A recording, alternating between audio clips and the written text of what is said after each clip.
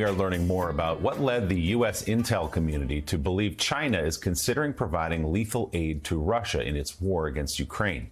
NBC News reports the intelligence originally was gleaned from Russian government officials. That's according to one current and one former U.S. official. Americans spent weeks corroborating the information before going public with their concerns. Last week, National Security Council spokesman John Kirby said the U.S. believes China has not yet taken weapons off of the table, but added no movement has yet been made.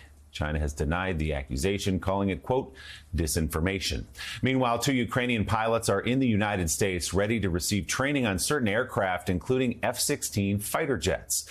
Those are the planes the Ukrainian military has been asking for in its fight against Russia. NBC News Pentagon correspondent Courtney Kuby has more.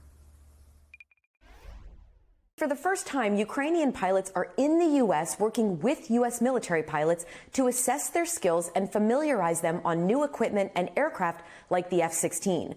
The 2 Ukrainian pilots are at a U.S. military base in Tucson, Arizona, working on simulators that mimic various aircraft. They are not flying actual planes, according to defense officials. And as many as 10 more Ukrainian pilots are expected to join them in the coming weeks. This comes as Ukrainian President Zelensky has repeatedly asked the U.S. for F-16s, but the Biden administration has resisted. Last week, the Pentagon's top policy official told Congress F-16s could take at least 18 months to deliver and cost billions of dollars, saying Pentagon leaders instead are focused on weapons and equipment they can deliver more immediately.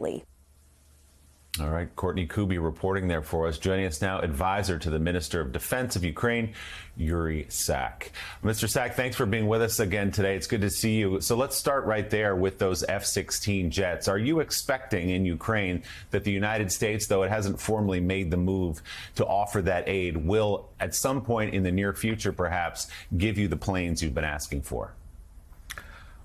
Good morning, and of course we are expecting, and this is what we have been requesting now for some time, because without the F-16s, without the fourth generation aircraft, our air defense system will be incomplete. And look, we are still a target of daily missile attacks, daily drone attacks. And you might have heard that just a few days ago, a Russian bomber, Su-34, was shot down. And these are bombers which carry bombs that can be launched at Ukraine from 40 miles away. So they don't even have to enter the Ukrainian airspace. The only way we can stop these bombers from obliterating Ukrainian cities the same way they did with Mariupol, for example, is if we have the fighter jets, F-16s, that will allow us to pretty much scare them away.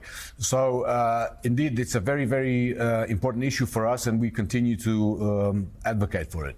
We're just showing some footage there, just utterly decimated city of Bakhmut, which has been the center of the fighting of late. The Russians put out some statements, claiming that they had captured most or all of this city. I know the Ukrainian government has disputed that. Let us know right now, what is the status of the fighting there and of the people that are still stranded? Well, let's start by saying that the city of Bakhmut is a city that used to have 70,000 people population. So right now it lies in ruins. It's been almost decimated and obliterated by the Russian aggressors. But for the last 6 months, they were trying to capture this city without success. And they've lost thousands, literally thousands of their soldiers. They're using them as cannon fodder in these meat grinder tactics. They have no regard for the life of their own soldiers. But of course, for us, one of the major concerns right now, we continue to defend Bakhmut. And as our president has said, we will continue to do it for as long as we can. If there will be military necessity, we can consider other options, but for now we are still holding out. And the major concern is that right now in that city there is between 4,000 and 4,500 people still there, civilians, including children, and they're in the basements hiding from this incessant, relentless shelling. So the situation is critical, but we're holding out. So